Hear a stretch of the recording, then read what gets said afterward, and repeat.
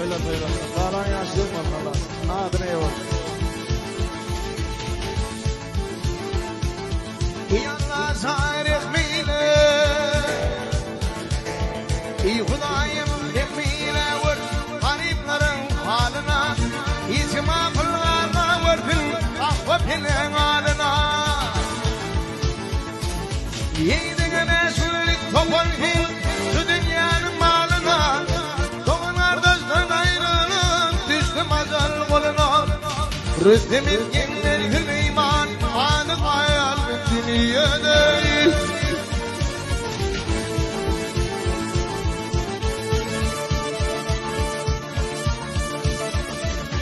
Yeyvudun yedi yağmurlar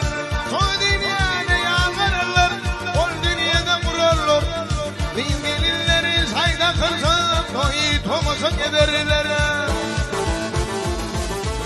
Var yetimin hakkını den ahir yetemilerler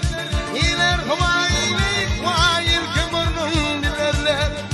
Akıl etsin hak bilir o dünyada o dünyada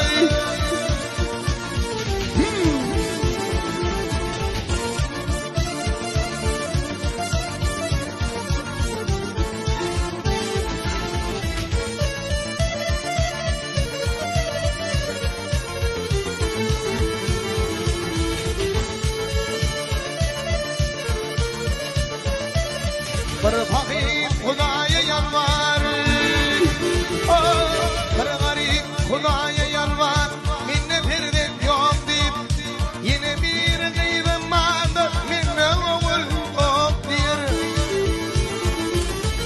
Yine bir oğul gıyban Minne devlet yok dir Yine bir şükür Huday Yedinine hak dir Akıl ettin hak bilir o dünyada mut dünyada